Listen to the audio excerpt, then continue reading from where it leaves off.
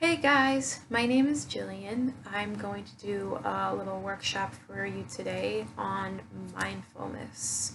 So, if you don't know the definition of mindfulness, I'll give you one. This is from Jon Kabat-Zinn, and he defines mindfulness as the awareness that arises from paying attention on purpose in the present moment and non-judgmentally. That's a really important part of it, non-judgmentally. So why is worthiness something worthy of examination?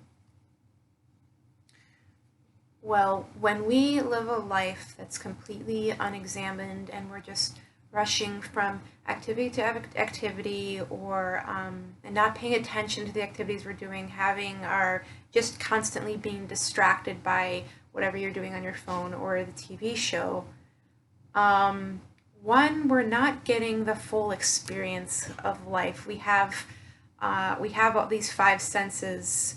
They've been developed through evolution to help us in this world and make decisions. So you can get a sense of living life more fully once you start engaging all your five senses.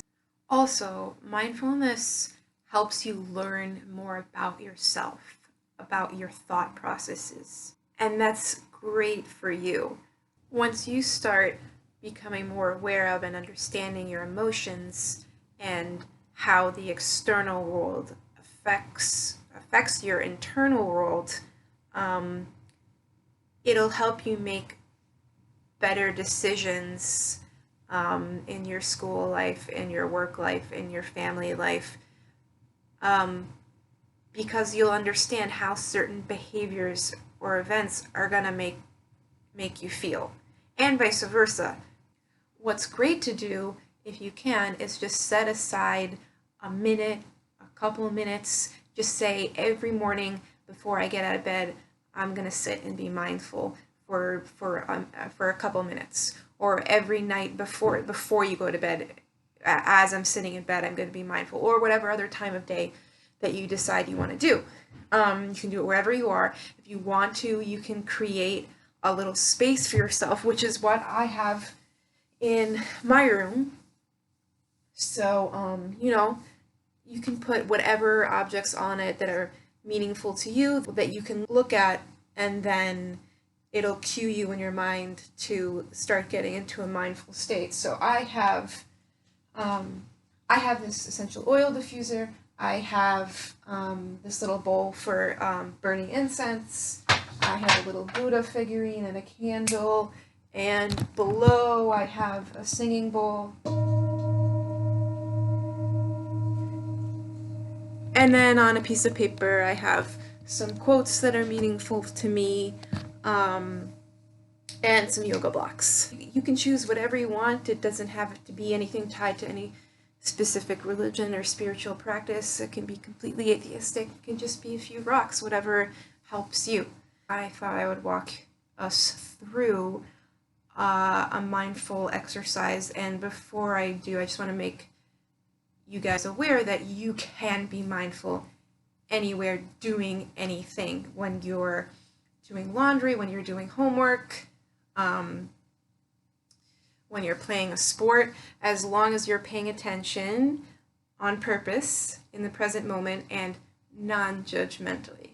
So we're not watching what we're thinking or doing and yelling at ourselves, berating ourselves, telling us that that's wrong to think or that's right to think.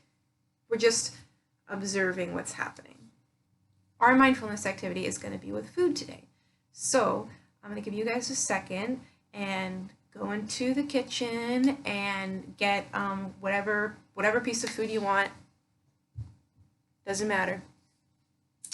And find yourself a quiet space in your home where you won't be disturbed for a few minutes, and just let whoever's at home know, hey, for a few minutes I'm just gonna be in this room. Please don't disturb me.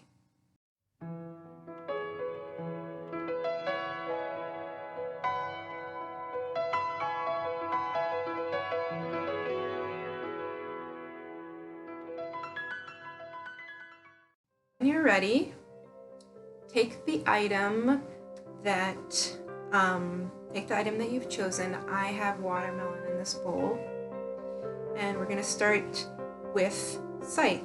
So take a look down at the food that you've chosen. What color is it? Can you see what's the texture? What's the variance in the color? What's the gradient in the color? Is it shiny? Is it matte? Does it look like any other objects? Just look at it.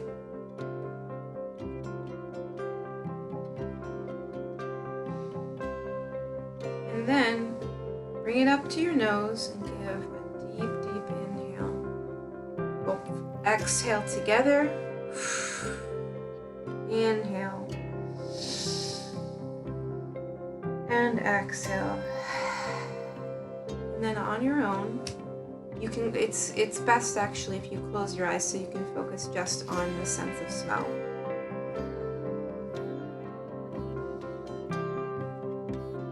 Does the smell remind you of any of your memories? Does it bring you back to any places? Is there no smell at all? Is it fruity?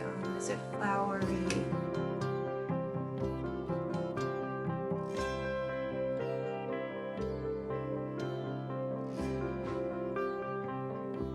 And now we'll engage your touch. Pick up whatever food you have. It might be slimy, and that will be a sensory experience for you. Just take your fingers, no matter how silly you feel, it's fine, and run them over the texture of the object. Is it wet? Is it dry? Is it sticky? Is it slimy? Is it hard, soft?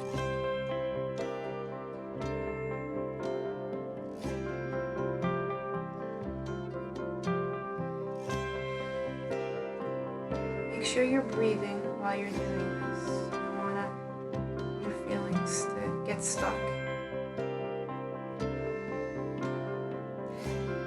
And then finally, we'll engage our taste. So we'll slowly, with purpose, bring the food up to our mouth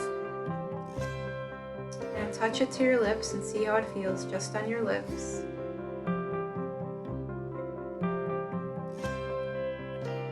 Place it in your mouth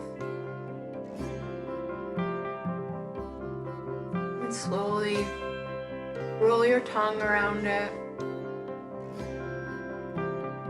Feel it in the top of your mouth and your teeth.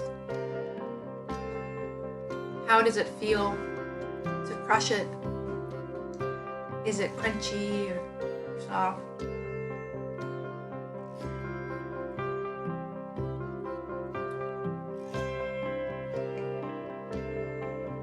Before you swallow, see how far you can swallow it down your esophagus. Can you feel it making its way down?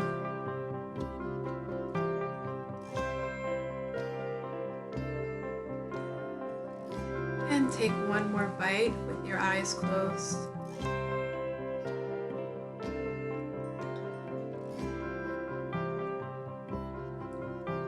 While you're doing this, you can engage your sense of hearing as well.